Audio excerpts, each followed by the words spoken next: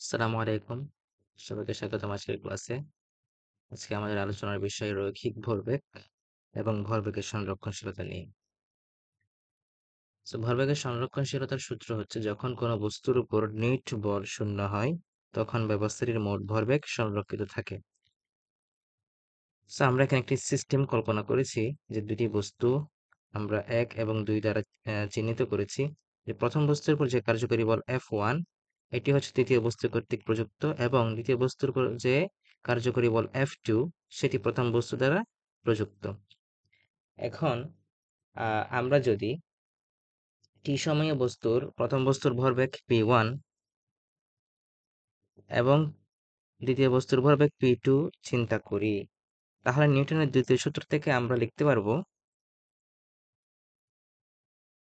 F1 is equal to ddt of P1 এবং F2 সমান লিখতে পারবো আমরা ddt of P2। আবার আমরা নিউটনের তৃতীয় সূত্র থেকে জানি যে এই F1 এবং F2 হচ্ছে পরস্পর সমান এবং বিপরীতমুখী, অর্থাৎ F1 is equal to minus F2। যেহেতু এরা পরস্পর বিপরীতমুখী তাই এখানে নেগেটিভ চিহ্ন দেওয়া হয়েছে। F1 সমান আমরা জানি যে ddt of P1 is equal to minus ddt of P2। আর একটা পেয়েছি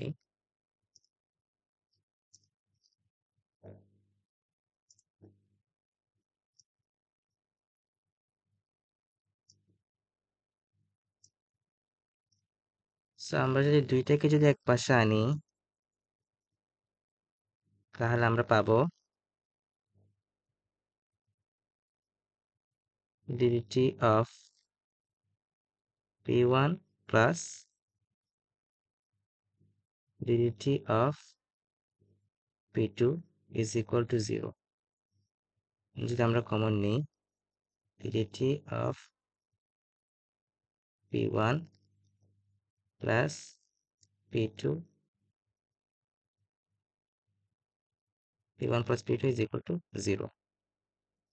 সো এই P1 এবং P1 plus P2 এটি হচ্ছে সমগ্র সিস্টেমের যে ভরবেগ সেটি, অর্থাৎ আমরা এটিকে জাস্ট P হিসেবেও লিখতে পারি, just P,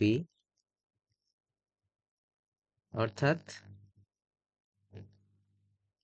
ddt of P is equal to 0।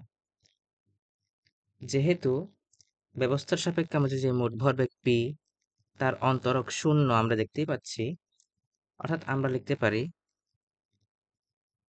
P1 plus P2 সমান ধ্রুব,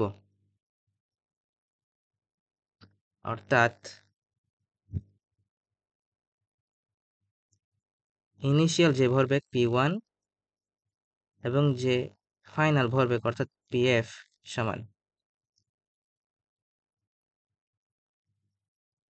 এখন আমরা লিখব যে P1 initial plus P2 initial is equal to P1 final plus P2 final. অর্থাৎ যে দুটি বস্তু আমরা কল্পনা করেছিলাম তাদের ইনিশিয়াল যে ভরবেগ এবং যে ফাইনাল ভরবেগ এরা পরস্পর সমান। এখন আমরা যদি দুইটা বস্তু M1 এবং M2 কল্পনা করি এবং তারা যদি একে অপরের সাথে বাহ্যিক বল ব্যতীত নিজেদের যে মধ্যকার যে বল রয়েছে তার সাহায্যে সংঘর্ষে লিপ্ত হয় এবং তাদের যেই আদিবেগ রয়েছে U1 এবং U2 তা থেকে পরিবর্তিত হয়ে যে ফাইনাল বেগ অর্থাৎ V1 V2 তে পরিবর্তিত হয়, তাহলে আমরা লিখতে পারবো M1 U1 plus M2 U2 is equal to M1 V1 plus M2 V2। এটি আমাদের মেইন সূত্র, যেটি আমাদের ম্যাথে সবচেয়ে বেশি লাগবে।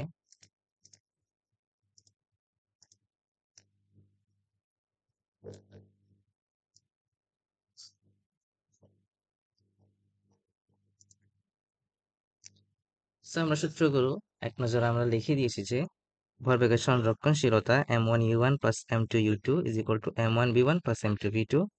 এখন আমরা একটি আমরা শর্টকাট সূত্র দেখব, যার মাধ্যমে আমরা রাইফেল বুলেট, নৌকা মাঝি, ভেলা মাঝি, ক্যারামেল স্ট্রাইক, ক্যারামেল গুটি এর ক্ষেত্রে ব্যবহার করব, যে MV, capital MV is equal to small MV. So small M দিয়ে আমরা ছোট বস্তুর ভর, এবং স্মল ভি দিয়ে ছোট বস্তুর বেগ, এবং ক্যাপিটাল এম দিয়ে বড় বস্তুর ভর, এবং ক্যাপিটাল ভি দিয়ে বড় বস্তুর বেগ আমরা হিসাব করব। যদি আমাদেরকে বলা হয় যে বন্দুকের পশ্চাৎ বেগের জন্য যেই রাইফেলের বেগ, অর্থাৎ যেই রাইফেল থেকে বন্দুকটি ছোড়াচ্ছে তার বেগ যদি আমাদের বের করতে বলা হয়, আমরা লিখে ফেলবো যে capital V is equal to small M V by capital M. অর্থাৎ যেই আমাদের বুলেটটি রয়েছে তার ভর এবং তার বেগের গুণফলের সাথে রাইফেলের ভর ভাগ। যদি পশ্চাৎ বেগ না বলে শুধু বেগ বলে, তাহলে আমরা এখানে জাস্ট একটা মাইনাস এনে ফেলবো, যেহেতু এটি পশ্চাৎ বেগ, মাইনাস দ্বারা আমাদের পেছনের দিকে নির্দেশ করবে। তো এখন আমরা এই টপিক থেকে আসা বিভিন্ন এমসিকিউ গুলো সলভ করব, বিগত বছরের বোর্ড পরীক্ষায় আসা এমসিকিউ গুলো। স্টার্ট করা যাক। যে প্রথম প্রশ্ন হচ্ছে আমাদের, নিউটনিয়ান বলবিদ্যা অনুসারে কোনটি ধ্রুব নয়? আমরা জানি নিউটনিয়ান বলবিদ্যা অনুসারে ভর, স্থান, কাল এসব কিছুই ধ্রুব, অর্থাৎ ভরবেগ আমাদের ধ্রুব নয়। ভরবেগের মাত্রা সমীকরণ, ভরবেগ সমান আমরা জানি ভরবেগ p is equal to m into v। m এর জন্য আমরা লিখব m, আর v এর জন্য আমরা লিখব lt ইনভার্স 1। যেহেতু v এর একক আমরা জানি মিটার পার সেকেন্ড, আমরা সম্মিলিতভাবে লিখতে পারবো mlt ইনভার্স 1। আনসার হবে ক। 3 নম্বর প্রশ্নে আমাদের বলা হচ্ছে বলের ঘাতের একক ও নিম্নের কোন রাশির একক একই? বলের ঘাত সমান আমরা জানি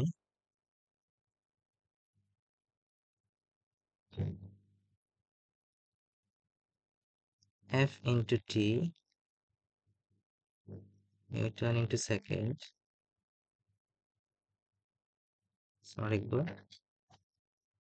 kilogram metre per second square into S, আমাদের আসবে কিলোগ্রাম মিটার পার সেকেন্ড। আবার যদি আমরা ভরবেগের একক বের করতে চাই,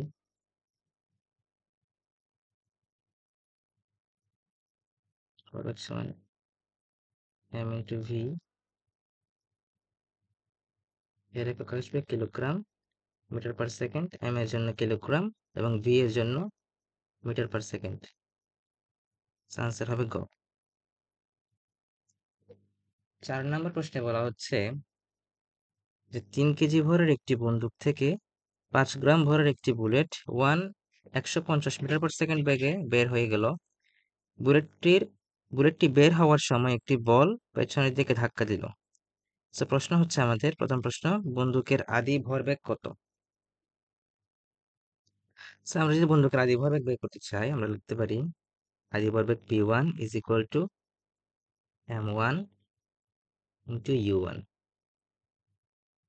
m1 হচ্ছে আমাদের যে বন্দুকের ভর সেটি, অর্থাৎ 3, এবং u1 যেহেতু প্রথমে এটি স্থির অবস্থায় ছিল, আমরা লিখবো 0। আনসার আসবে 0 কিলোগ্রাম মিটার পার সেকেন্ড। একই উদ্দীপকের আন্ডারে আরেকটি প্রশ্ন, যে বন্দুকটি কত বেগে পেছনে সরে আসবে? এর জন্য আমরা একটি শর্টকাট সূত্র দেখেছিলাম, বাট আমরা প্রথমে বেসিক নিয়মে এটি সলভ করার চেষ্টা করি, এরপর আমরা শর্টকাট সূত্রটি দেখব। আমরা জানি আদি ভরবেগ সমান শেষ ভরবেগ। গত প্রশ্ন থেকে আমরা আদি ভরবেগ পেয়েছিলাম 0, এবং যদি শেষ ভরবেগ বের করতে চাই, m1v1 মাইনাস m2v2। আমাদের v2 বের করতে হবে, অর্থাৎ শেষ বেগ যে বেগে সেটি পিছনে সরে আসবে। So, আমরা লিখতে পারি 5 into 10 ইনভার্স 3। যেহেতু এটি গ্রামে রয়েছে তাই আমরা এটিকে 1000 দ্বারা ভাগ করেছি এবং এর বেগ হচ্ছে 150, বুলেটের বেগ। এবং যে আমাদের বন্দুকটি রয়েছে তার ভর 3 কেজি। আমরা লিখে ফেলবো, ক্যালকুলেশন করলে আনসার আসবে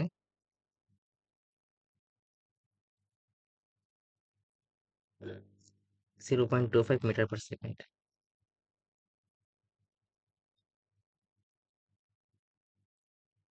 আনসার হবে এটি।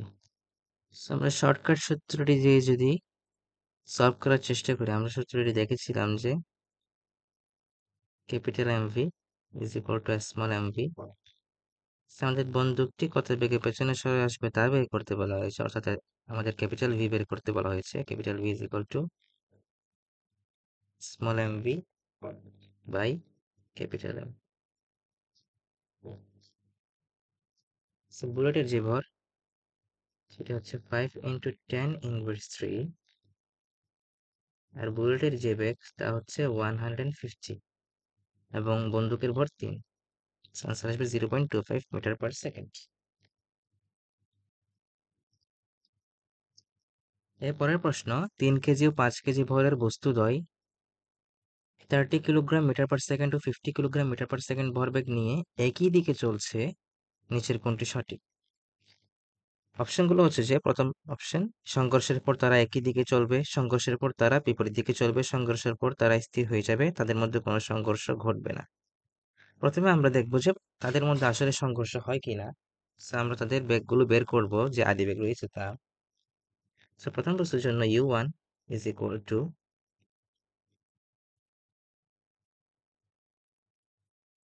30/3 সমান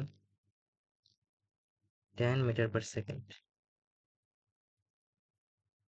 দ্বিতীয় বস্তুর জন্য 50/5 is equal to 10 metre per second. আমরা যা দেখতে পাচ্ছি দুইটি বস্তুই আদি ভরবেগ সেম, অর্থাৎ তাদের মধ্যে কোনো সংঘর্ষ ঘটবে না। যদি তাদের মধ্যে একটি বেশি এবং একটি কম হতো, শুধুমাত্র তখনই সংঘর্ষ ঘটতো। অর্থাৎ আনসার হবে আমাদের ঘ, তাদের মধ্যে কোনো সংঘর্ষ ঘটবে না। এরপরের প্রশ্ন, এম ভরের একটি বস্তুর গতিশক্তি ই হলে এর ভরবেগ কত? আমরা গতিশক্তি সূত্রটি জানি যে E is equal to half M V square. আমরা নিচে 2 এর সাথে একটি এম গুণ করব। এখানে একটি এম গুণ করতে হবে, যার ফলে এম স্কোয়ার ভি স্কোয়ার চলে আসবে। আমরা জানি M V is equal to P, অর্থাৎ ভরবেগ হচ্ছে আমাদের ভরবাং বেগের গুণফল। আমরা লিখতে পারি এখানে পি স্কোয়ার বাই 2m। আমরা দেখতে পাচ্ছি যে আমাদের এসেছে E is equal to P square by 2m। এখানে আমাদের ভরবেগ কত বের করতে বলা হয়েছে, তো আমরা লিখতে পারি পি স্কোয়ার ইন্টু 2m ই। সুতরাং P is equal two √2m ই।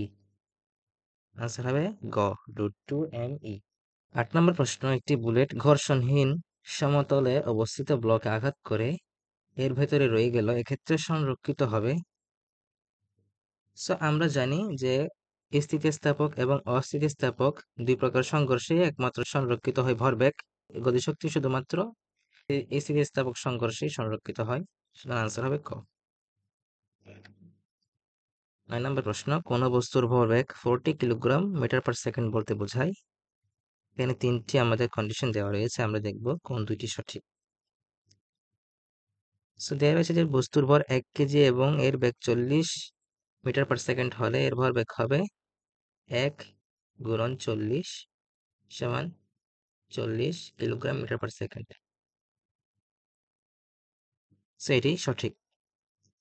আবার যদি আমরা দেখি বস্তুর ভর যদি 40 কেজি এবং এর বেগ যদি 10 মিটার পার সেকেন্ড হয়, তাহলে এর ভরবেগ হবে 40 গুণ 10 সমান 400 কিলোগ্রাম মিটার পার সেকেন্ড। অর্থাৎ এটি কিন্তু হচ্ছে না আমাদের। আলটিমেটলি আমাদের আনসার হবে 1 আর 3। গো 10 নম্বর প্রশ্ন, একটি রকেট উড্ডয়নের প্রথম সেকেন্ডে এর ভরের এত ভাগ গ্যাস এত বেগে 24 মিটার পার সেকেন্ড বেগে নির্গমন করে এই রকেটটির ত্বরণ কত আমরা সূত্র হিসেবে লিখতে পারি a is equal to vr ddt of m minus g. So vr যে ব্যক্তি সেটি হচ্ছে 2400 2400। সো ডিডিটি অফ m দ্বারা যে রকেটটি প্রতি সেকেন্ডে কতটুকু গ্যাস নির্গমন করছে, অর্থাৎ তার ভর কতটুকু কমছে তা নির্দেশ করে। সো আমরা এটা এখানে লিখতে পারি 1/60 মাইনাস জি। জি এর মান আমরা জানি 9.8। ক্যালকুলেশন করলে আনসার আসবে আমাদের 30.2। সেটাই হবে আনসার।